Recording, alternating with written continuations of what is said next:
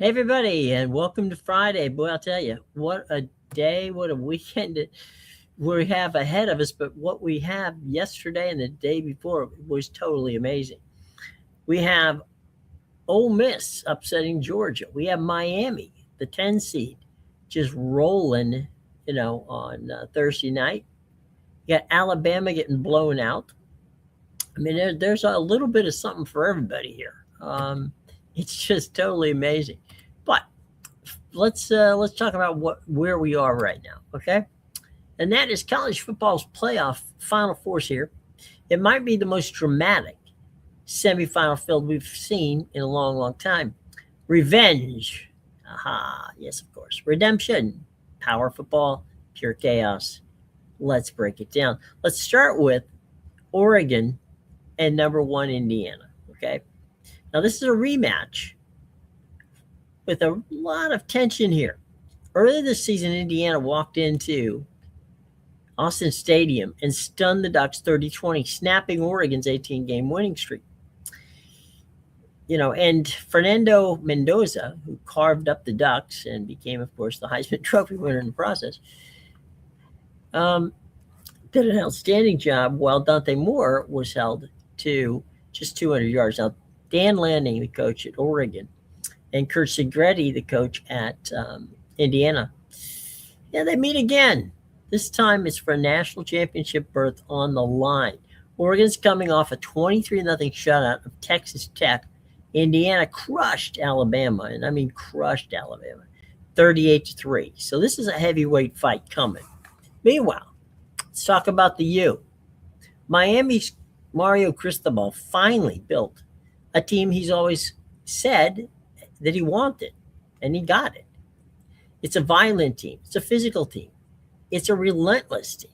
Quarterback Carson Beck has thrived behind the power running game and a defense that just suffocates people. It suffocated Ohio State, and we thought Ohio State had the best defense on the planet. Not anymore. Not anymore at all. It's the Hurricanes. Miami, front line on both sides of the ball, on the defense, on the offense.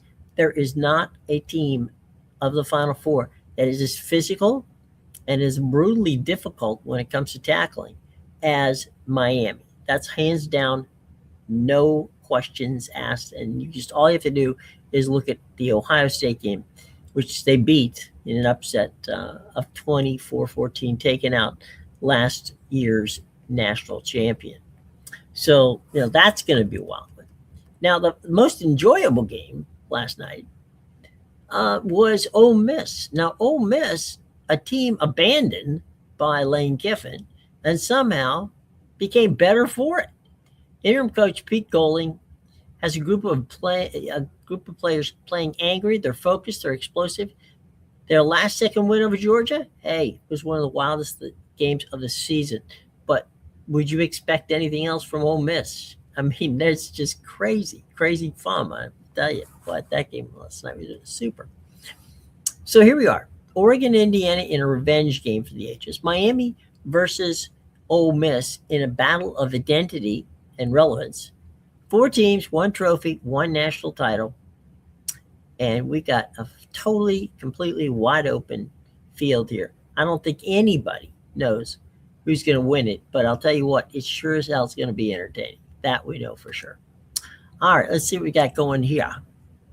Got some questions on the. Okay, yeah. Tomorrow, in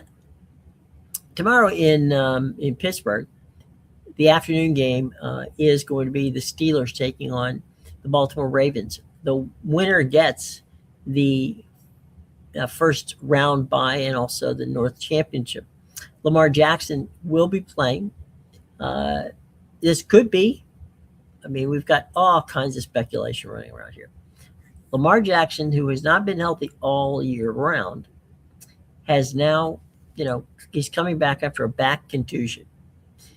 Meanwhile, you've got Aaron Rodgers and the Steelers coming into the game. They had a horrible game against Cleveland last week. They didn't even score a touchdown.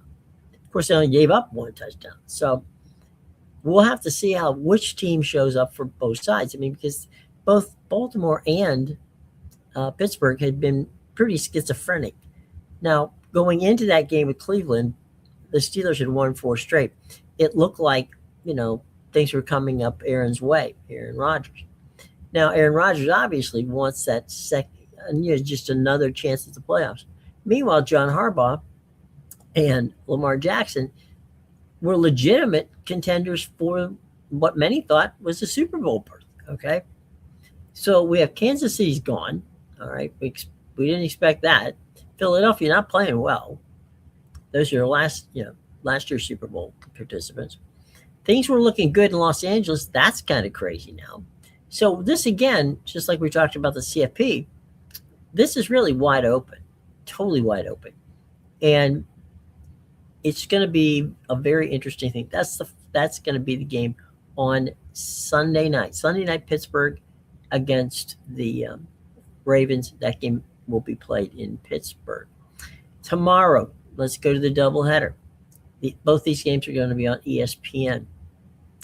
First game at 4:30 on ESPN tomorrow is going to be the Tampa Bay Buccaneers and the Carolina Panthers.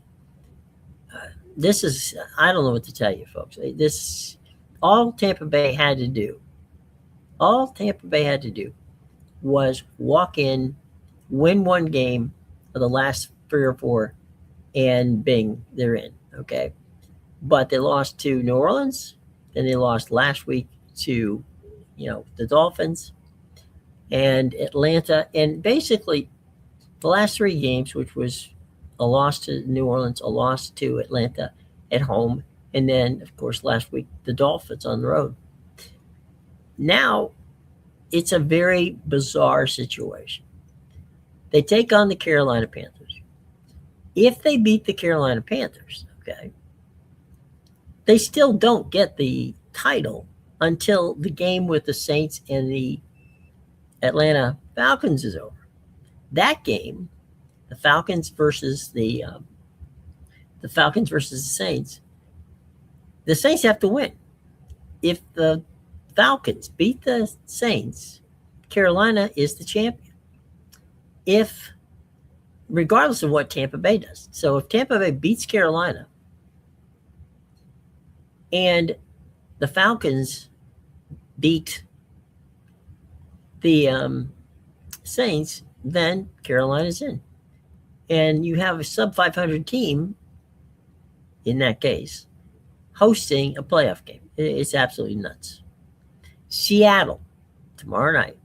That's the game. Seattle 49ers. Why is it the game? Well, it's for top seed in the NFC. And I got to tell you, the way San Francisco is playing this right now, they just might be the best team in all of football. Again, it's been a week-to-week league. We've been streaks, first 6 weeks of the season. We're talking about Baker Mayfield and him possibly being the MVP. Then they started on their little bobble and started losing. And we moved over and oh man, look, there was the Rams. The Rams are playing football, outstanding. Matthew Stafford, maybe he could get the MVP. They've stumbled a bit. Now, Christian McCaffrey, Brock Purdy, they even played without George Kittle last week. Hopefully they'll have Kittle back by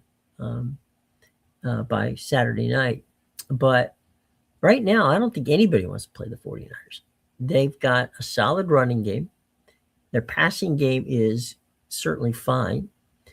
And other than the interesting part here is, should the 49ers win, okay,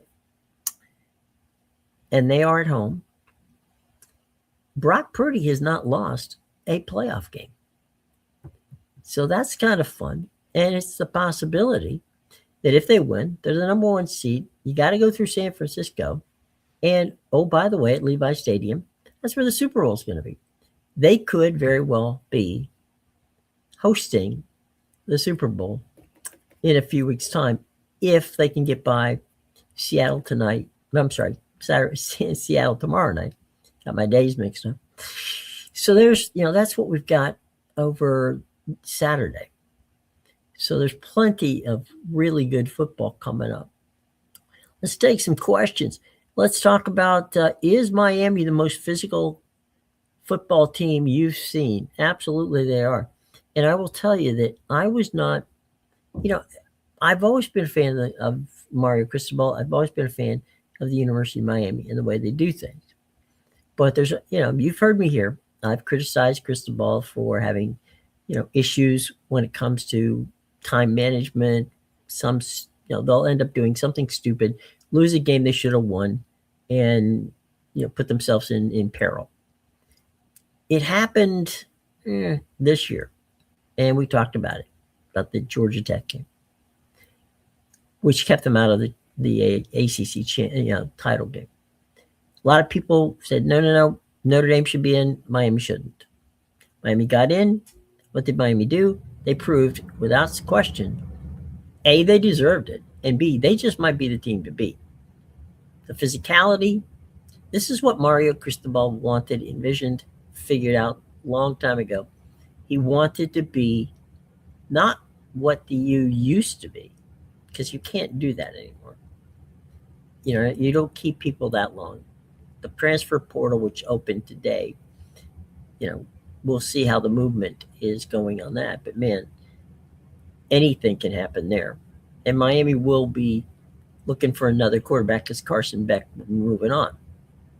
That being said, Miami's physicality and their ability to control the line of scrimmage on both sides, both on the offense and defense, I'll tell you what, they're going to be tough to beat. Now, Kurt Singretti, anybody who watched Indiana just absolutely boat race over Alabama in the Rose Bowl yesterday had to be impressed with the fact that they are an amazing football team.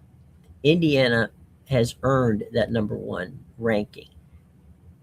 That being said, Dan Lanning has a way of making Oregon play and punch, right back. Now, that game's going to be played in Atlanta. That's the Peach Bowl game, and it's going to be played a week from today. The Miami game, of course, against Ole Miss, that's going to be played where else? Out in Arizona at the Fiesta Bowl. So that's your semifinals, as we talked a little earlier. So your question about, is Miami the most physical team? Yes. Is Ole Miss the scariest team? Probably. You just don't. The offense is just, it's fun to watch. Those guys are nuts. They run all over the field.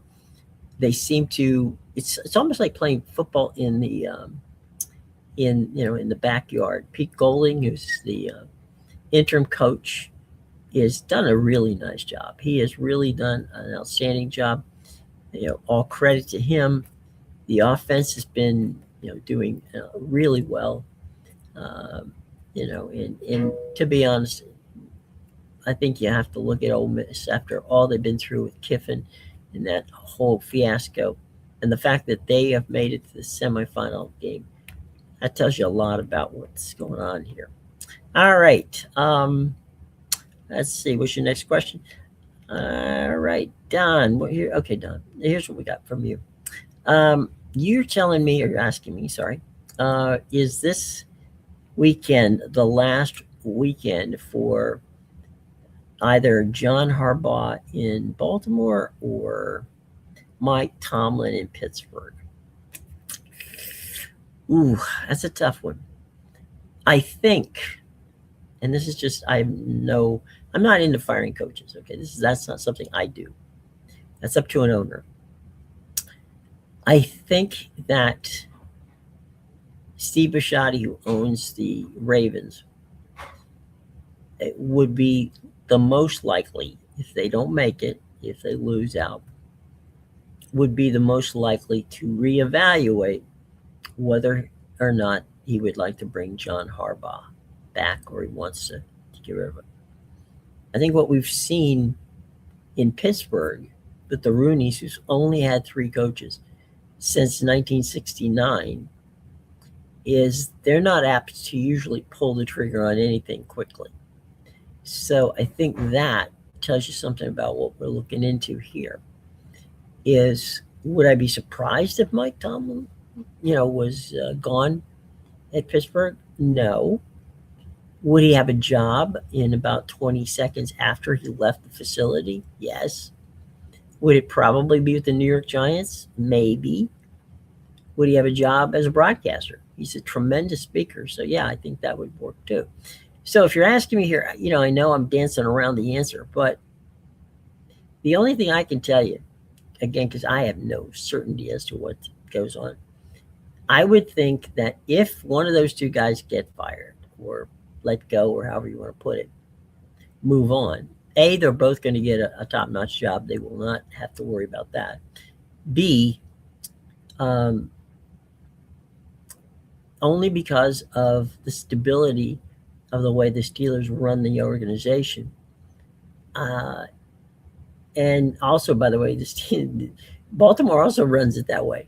Maybe Eric DeCosta, maybe Steve Bisciotti, maybe John Harbaugh all sit down and say, you know what, guys, this just isn't working. We were supposed to be in the Super Bowl this year. We're not. Yes, people got hurt, but so did everybody else in the league. So maybe that works. I don't know. We'll see what goes on from that standpoint. To answer your question, I don't know, but if I had to guess which one of the two would get it, probably Harbaugh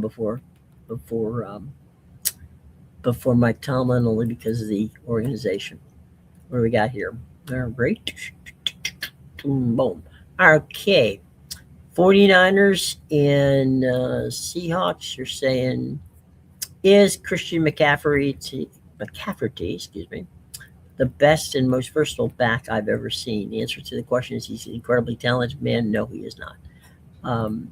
The most talented running back I've ever seen depends on what you look at. Now, I've been covering the NFL for 50 years, so two things that means. One, I'm old, and two, I've seen a lot of players. Christian McCaffrey is today, right now, if I wanted a running back, Christian McCaffrey would be my number one choice because he's like a Swiss Army knife. He'll get that. He can run like Derrick. Well, he can't run like Derrick Henry through the tackles, but he can pretty much get that from that standpoint. He can bounce outside and give you a little speed, get around the side, and run the edge and get down the field that way. And then, of course, he can catch passes. So he can do all of those three things best. If you're asking me about best backs I've ever seen, well, let's see. Running back that I've ever seen from a standpoint of just you could not stop them. Let's start with speed backs, okay? Speed backs would be Walter Payton. When I first started, he, of course, was amazing with the Chicago Bears, and that's a key from that standpoint. He was amazing. At the same time, so was Barry Sims of the Lions. Both of those players were really just off the hook when it came to being able to play from that standpoint. And I won't forget the power back, possibly the best power back we've seen in football for years. And unfortunately, his career was ended because of an injury. Bo Jackson. Bo Jackson was the modern day, if you will, Derrick Henry. He was a bell cow. The one thing that he could do that Derrick couldn't do is he had sprinter speed. I mean, so you think about it. You got a guy as powerful as Derrick Henry. I can break the line like Derrick Henry, but could run, a 4.7 or 4.4 40. I mean, that's ridiculous. I mean, that's like taking it's like driving a Maserati. It just goes and goes and goes. So, without question, that is amazing. What we got here on Twitter? Oh, hang on a second, Twitter folks. Okay. All right. Yeah. Got a USF fan. Okay. Yeah. So Ohio State lost. That means Brian Hartline is open now to return and do his work as the new head coach of the University of South Florida. Do I expect him to be active in the portal? The answer to that question is yes. He's got to find a quarterback because Byron Brown has gone. There's going to be probably 10 players that follow Golish to Auburn. And, look, it's the way it is these days. Do I, in any way, shape, or form, feel bad that, Coach Golish is getting players? No, I don't. I don't begrudge him. It's just the way things are. And he's a good guy. I wish him well up in Auburn. He's a good man, great coach. And as long as he's not playing against USF, we're fine there. But Brian Hartline has got, he is the premier recruiter in the country. His ability to find what he needs to get his offense running, I'm sure he will be able to find it in the portal, which, as I said before, opened literally 12 hours ago. And so do I think that they'll be able to find what they need in the portal? He's done it before. So I expect he will do it again. Will he bring in some top name talent? No. There's 3 or 4 guys that that are on the Ohio State roster right now who are not happy, and they've entered the portal. Now, does that mean that he can get 4 of Ohio State's players to join the folks at USF? No, I don't think so. But can he get 1 or 2 of them? Probably. One of them might be a quarterback. We'll see.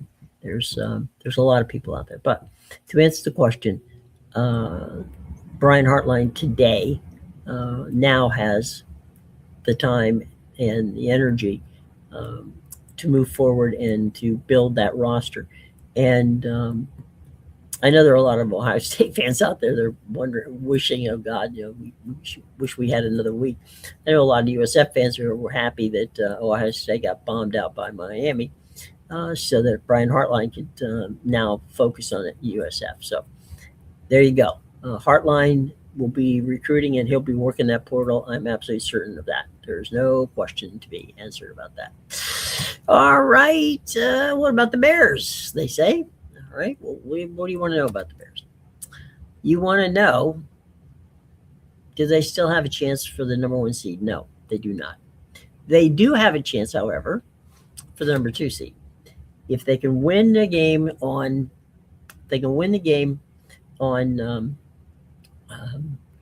Sunday, excuse me. They win their game on Sunday, then yes, they have an opportunity to move to number 2 if the 49ers get beat by if the 49ers beat the Seahawks and the Bears win, the Bears can get the number 2 seed in the NFC.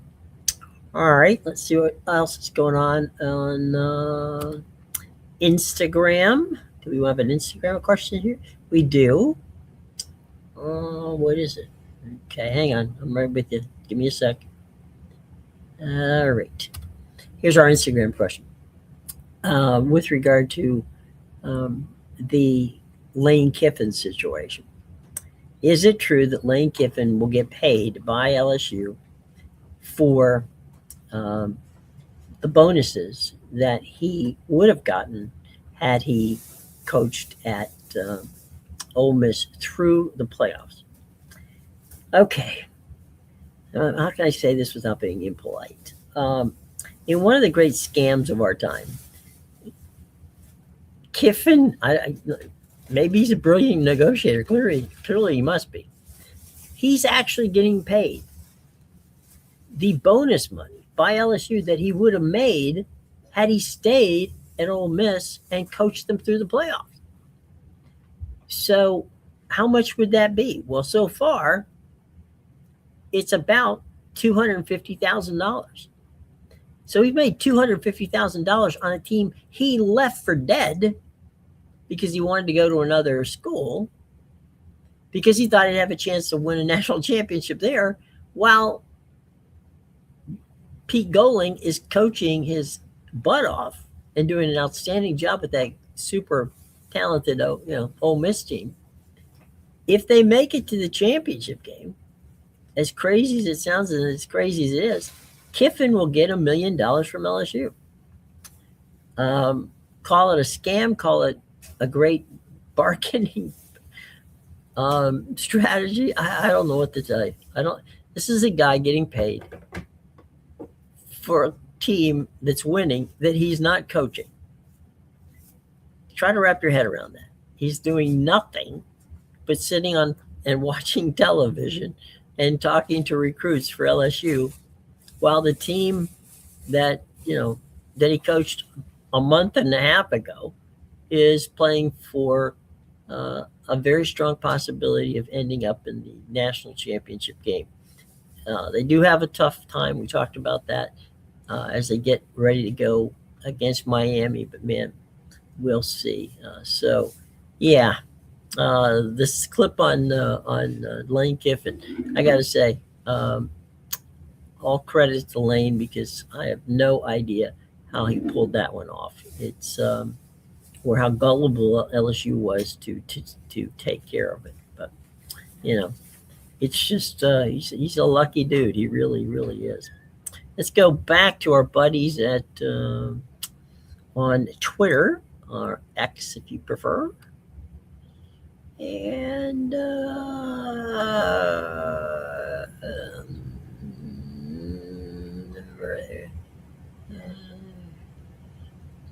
okay.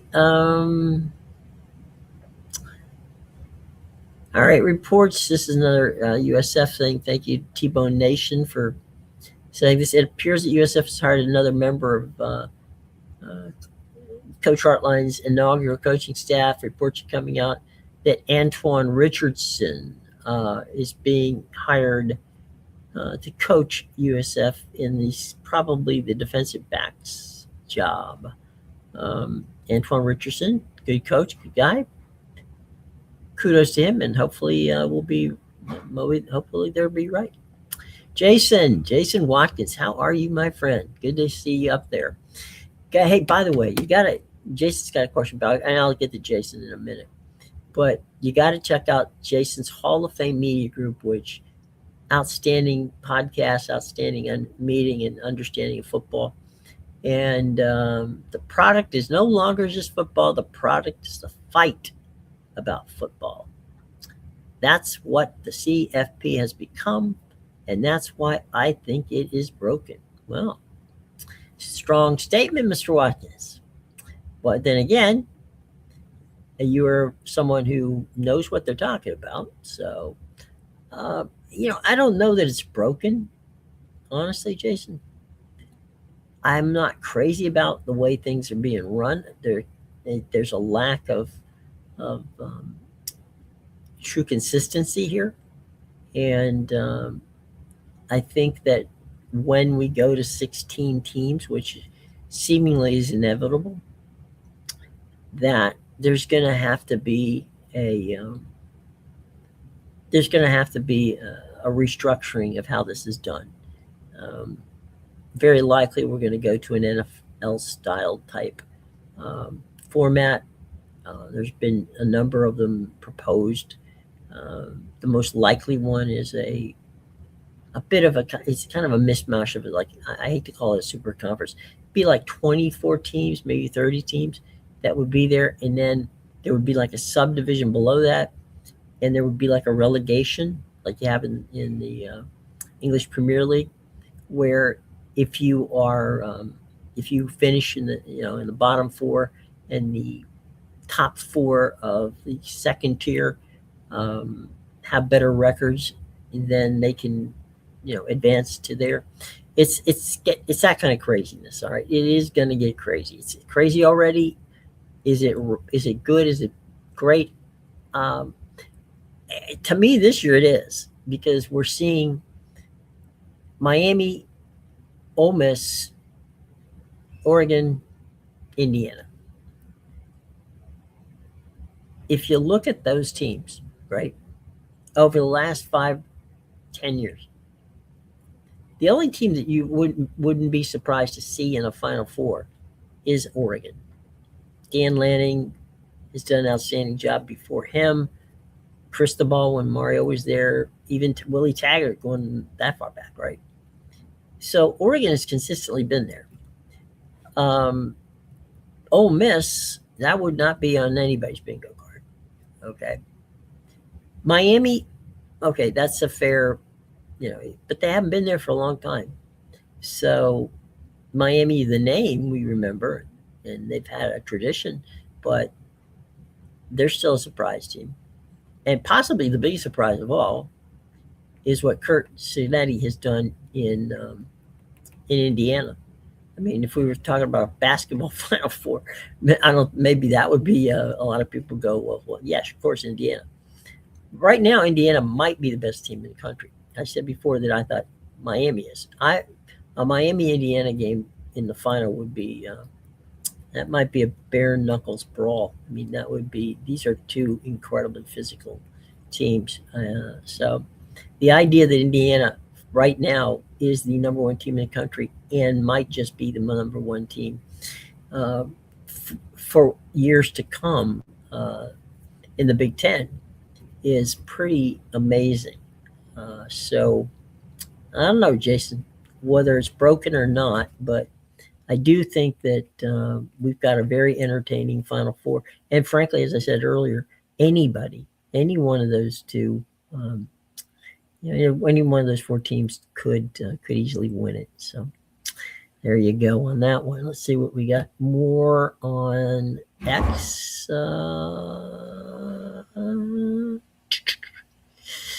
Okay. Why hasn't Washington State and Oregon State been advanced to Power Four status? And why hasn't the Pac been? That's an interesting question, Greg. Um, I, I, I think Washington State and Oregon State both got the shaft whenever the Pac dissolved. It didn't have to dissolve. They were reactionary and just messed up something. They just took 100 years of history and blew it up. They have no one to blame but themselves. But the two schools, Oregon State and Washington State, who got left behind, I feel badly for you, fans. I do. You were in Power Four conference for nearly 70 years, and then all of a sudden now you're playing with teams in the Mountain West. Good teams, by the way, in the Mountain West as well, but it's not a P4 conference, and so I can see where you're upset. I don't have an answer for that. I truly don't. I don't think that if the Big 12 expands, that they're headed that direction. I think they're headed south if they do. Maybe Memphis, UConn, maybe that situation. I don't know. I don't know. I think that we're going to have to keep an eye on it from a standpoint of what's next for those schools. I wouldn't. I just can't say I'm sitting here today on the second day of 2026 optimistic that Oregon State and Washington State are going to return to anything that comes close to a Power Four conference anytime soon. But I'm hoping wrong. I've been known to have that situation before. What do we got here? Hang on, Instagram. I'm getting to you. An Instagram question being,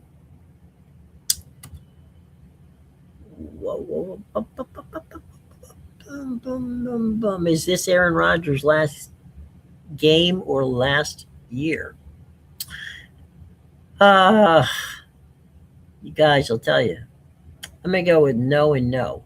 I think Aaron Rodgers doesn't want to go out on a losing cause here. I think he wants to win this game. I think Pittsburgh has the tools to beat Baltimore.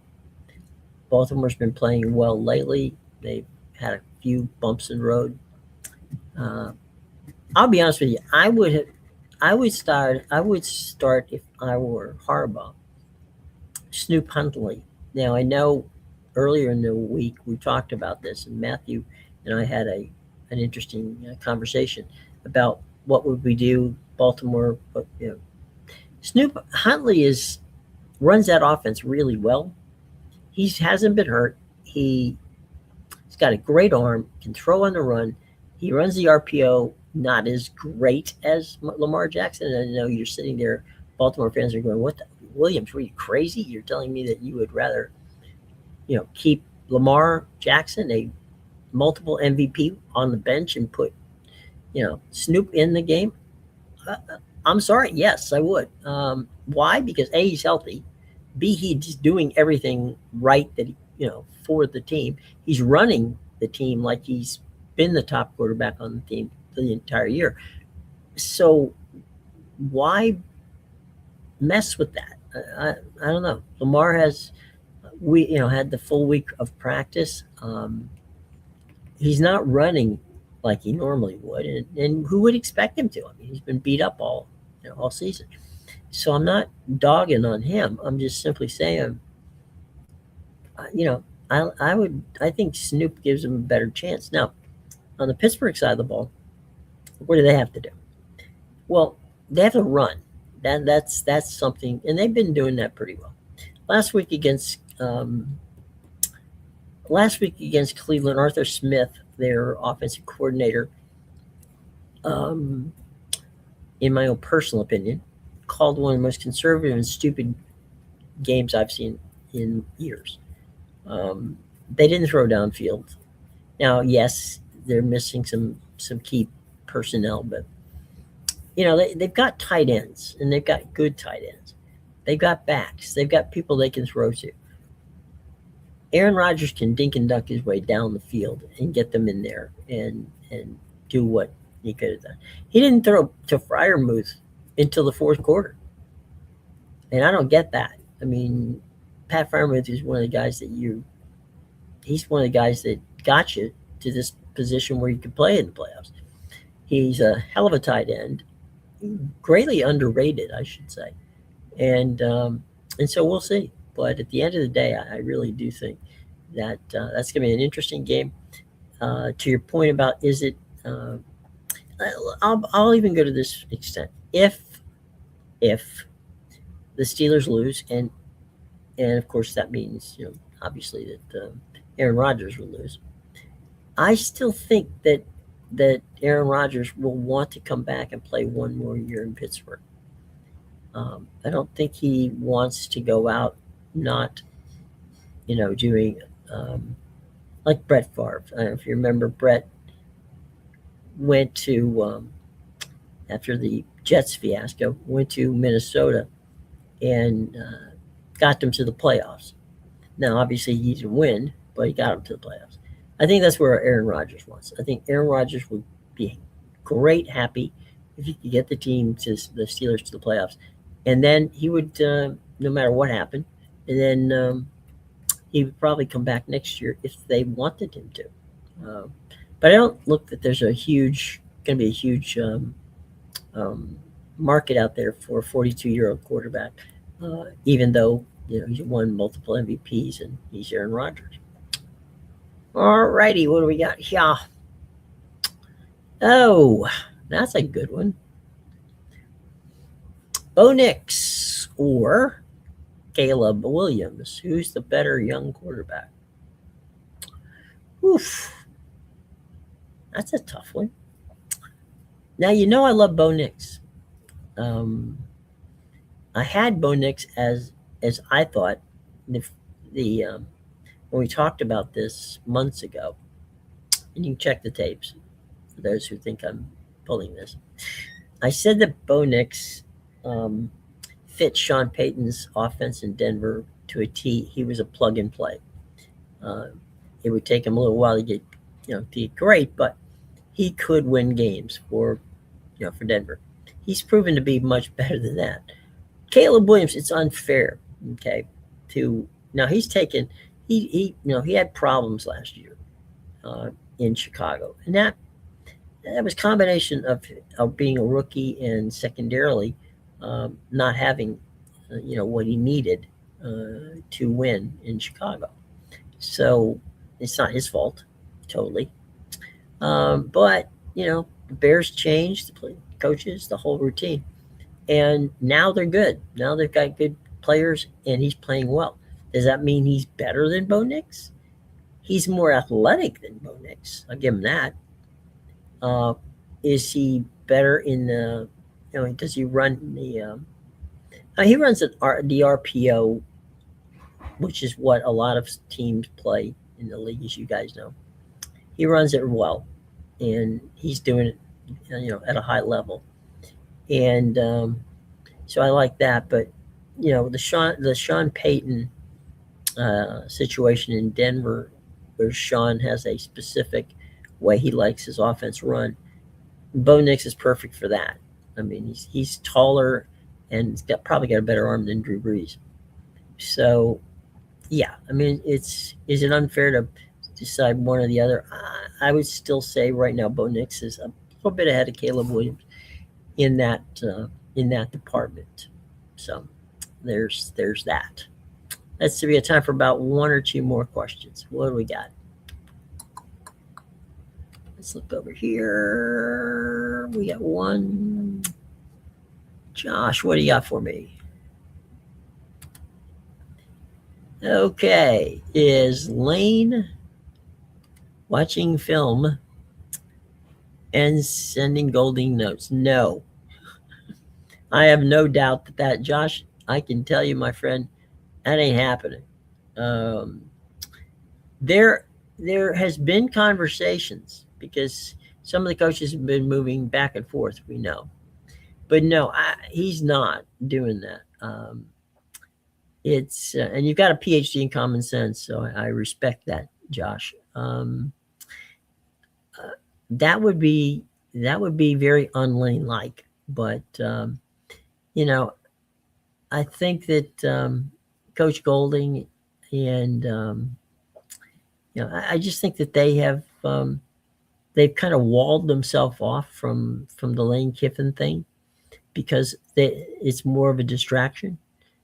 And I don't think that they would ever want that to come out that Lane is watching film and sending Golding notes. I think what's going on is Lane is going out and doing what he's being paid to do by LSU, which is recruiting and trying to put together a good roster for the Tigers from that standpoint. So let's see how that goes. But thanks for the question, Josh. Have a great weekend, and wish I had a PhD in common sense.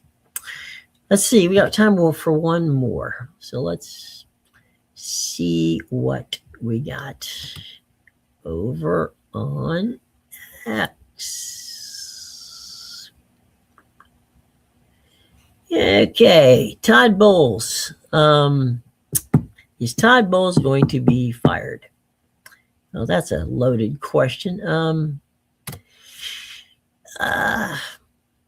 I would have to say, if the Buccaneers lose tomorrow, which is certainly possible, or they win and Atlanta wins, and so they still don't make it, I would have to say there's a very good chance he does. In large, is it fair? No, because he's been a pretty good defensive coordinator and he's had a lot of people hurt. But expectations were big for the Buccaneers this year, and they've had numerous opportunities to seize it, and now it's all out of their hands. So at the end of the day, I don't know what to tell you other than no. I don't think that I think it's going to be very difficult for the Glazers to evaluate Todd and say that nah, we'll go there. But I do think this. There's a possibility that if he stays, and that's where we're looking at this, if he stays, he will have to hire another offensive coordinator. I think that's where the issue will be. So hope that answers your question. All right, guys. Let's review. Great Final Four in the CFP. a week from tonight, we'll have the Big Ten showdown between Oregon and Indiana. That game will be played in Atlanta in the Peach Bowl. Over in Phoenix, we're going to get that, or in Tempe, I should say. We're going to get that Fiesta Bowl with Miami and Ole Miss. So storylines abound. Read the stories on all of our sports talk outlets, and we're going to have a ton of them all week long. Saturday, Steelers and Ravens. I'll take the Steelers only because they're at home, and I think Aaron Rodgers and the Steelers will show up and play hard. I think the Ravens will as well. I don't know how banged up Lamar Jackson is, but again, as I said earlier, I think I would have started Snoop Hundley, but nobody asked me about that. Game at night, 49ers are playing better than anybody in football right now, so I would go with the 49ers there. As I said, the Bears, if they can win, and hopefully the 49ers win, then they can sneak in and get that second seed. I think the Bears will win. I think they get the second seed. Doesn't really matter, frankly, at that point. Anything else? All right. What do we got here? I'm just looking for one last anything. All right. Nope, that's about it. All right. So, okay, everybody. Have a great weekend. Matt's going to join us back again on Monday. And enjoy the games. There's plenty of them. That's for darn sure. And be safe. Have a new year. Happy New Year to everybody. Happy, healthy, and hopefully peaceful New Year. Take care, everyone.